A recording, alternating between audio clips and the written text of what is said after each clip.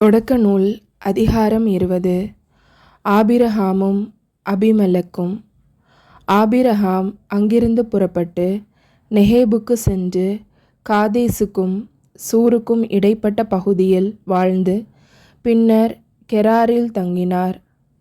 அப்போது ஆபிரகாம் தம் மனைவி சாராவை தம் சகோதரி என்று சொல்லிக் கொண்டமையால் கெரார் மன்னனாகிய அபிமெலக்கு ஆள் அனுப்பி அவரை அழைத்து வரச் செய்தான்.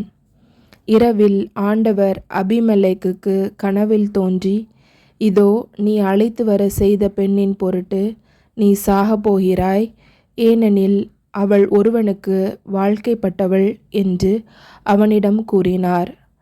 அதுவரை அவரை தொடாதிருந்த அபிமெலேக்கு அது கேட்டு மறுமொழியாக, என் தலைவரே, உண்மையாகவே நேர்மைமிக்க இனத்தவரை நீர் அழிப்பீரோ?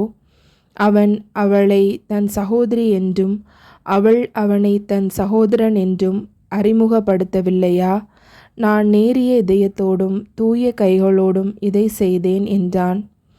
கடவுள் கனவில் தோன்றி அவனை நோக்கி, நீ நேரிய இதயத்தோடு அப்படி செய்தாய் என்று அறிவேன். அதனால்தான் எனக்கு எதிராக பாவம் செய்யாத உன்னை காப்பாற்றி அவளை தொட விடவில்லை. உடனே அந்த பெண்ணை அவளின் கணவனிடம் அனுப்பிவிடு, ஏனெனில் அவன் ஓர் இறைவாக்கினன்.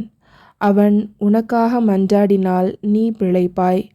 அவளை நீ அனுப்பாவிடில் நீயும் உன்னை சேர்ந்த யாவரும் செத்து மடிவீர்கள் என்பது உறுதி என்றார்.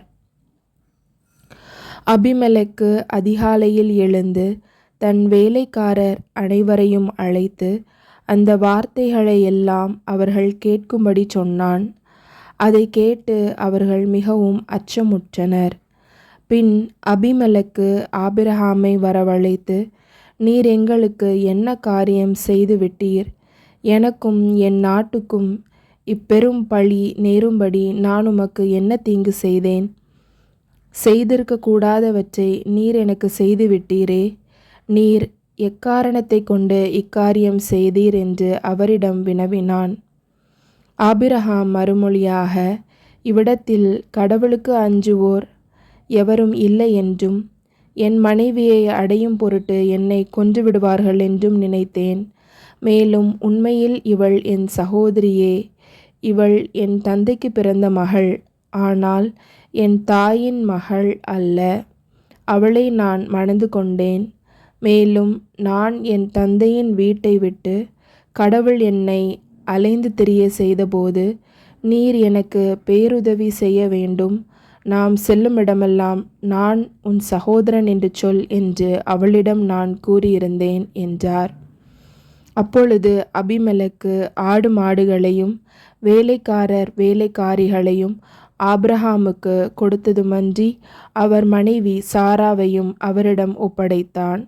மேலும் அபிமெலேக்கு, இதோ உமக்கு முன்பாக எனது நாடு இருக்கிறது, உமக்கு எங்கு விருப்பமோ அங்கு நீர் வாழலாம் என்றான். மேலும் சாராவை நோக்கி, இதோ உன் சகோதரருக்கு 1000 வெள்ளிக்காசு கொடுத்துள்ளேன். உன்னோடு இருப்பவர்களின் பார்வையிலிருந்து அது மறைக்கும் திரையாக அமையட்டும். அனைவர் பார்வையிலும் உன் பழி நீங்கிவிட்டது என்றான். ஆபிரகாம் கடவுளிடம் மன்றாடவே கடவுளும் அபிமெலேக்கையும் அவன் மனைவியையும் அடிமை பெண்களையும் குணமாக்கி அவர்களுக்கு பிள்ளை பேறு அளித்தார். ஏனென்றால் ஆபிரகாமின் மனைவி சாராவை முன்னிட்டு ஆண்டவர் அபிமெலேக்கு வீட்டிலிருந்த பெண்களை மலடிகள் ஆக்கியிருந்தார்.